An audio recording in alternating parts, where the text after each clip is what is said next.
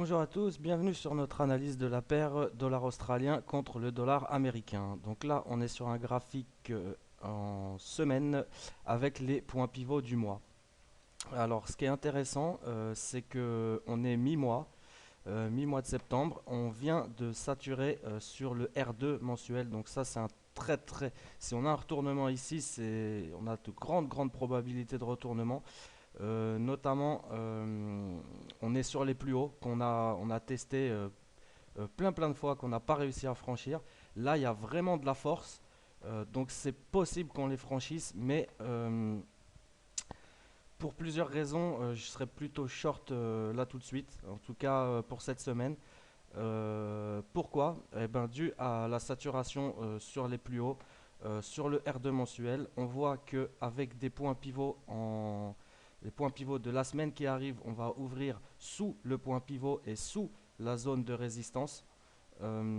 Si on se rapproche encore en graphique journalier, on voit euh, ben, qu'on a essayé de passer et puis qu'on s'est retourné violemment pour clôturer euh, donc sous le point pivot de la semaine qui arrive. Également, on a clôturé sous le point pivot journalier. Un beau double bottom. Ce qui est assez intéressant sur cette paire, c'est que elle respecte très scrupuleusement les trend lines.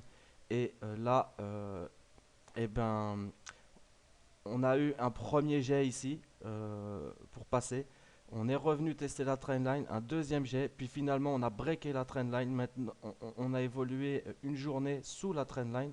Puis finalement on a pris appui sur le dernier plus haut à 0.9361 pour rebondir. Et encore une fois, d'ailleurs c'est dommage que j'ai pas surveillé cette paire vendredi, puisque sur le R3, à peu près au même niveau que mardi, si je compte bien, euh, on a saturé, on est repassé sous la trendline, on a éclaté le R3, le R2, le R1, on est revenu clôturer sous le point pivot journalier.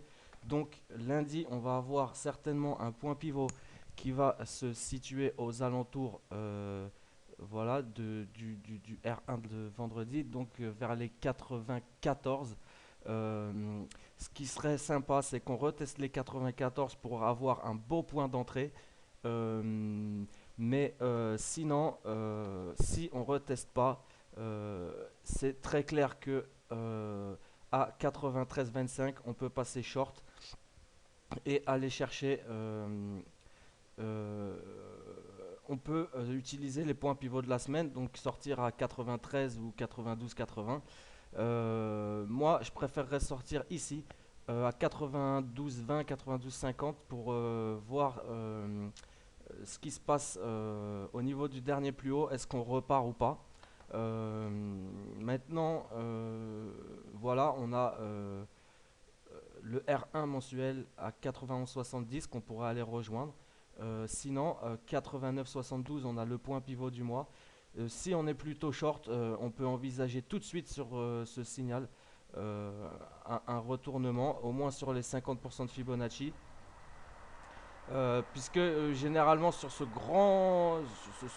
genre de grand mouvement, on peut avoir encore un retest ici au niveau du S1 du S1 du mois, donc 87,20, pour repartir encore ensuite, parce que bon, faut pas exagérer quand même, le marché il a besoin de respirer, surtout quand on atteint des sommets comme ça.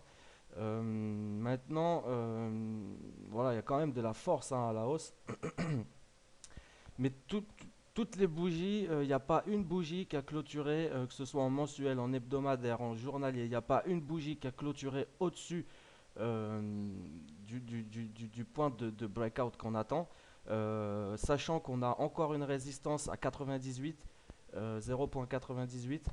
Moi, je suis plutôt short là-dessus et je rentrerai short à mon avis. Ça, c'est vraiment le setup de la semaine, je pense. Et là, je ne vais pas hésiter à rentrer short si j'ai un beau signal de retournement pour aller chercher. On va aller chercher en premier si on arrive à rentrer à retester le point pivot qui va se situer vers 94. Si on arrive à rentrer vers les 94, je sortirai à 93.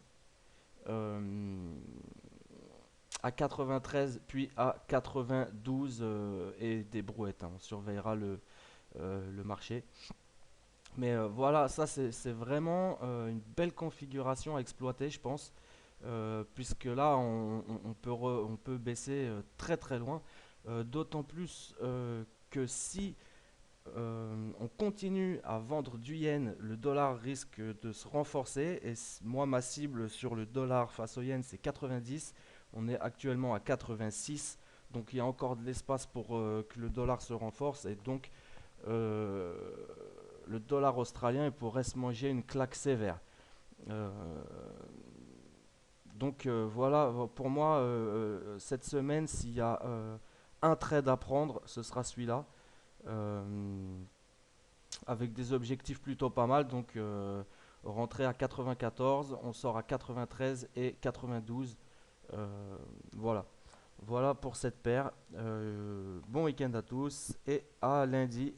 Donc lundi où on pourra suivre ensemble la session de Londres et de New York à travers live stream. Voilà, bonne fin de week-end à tous, à bientôt.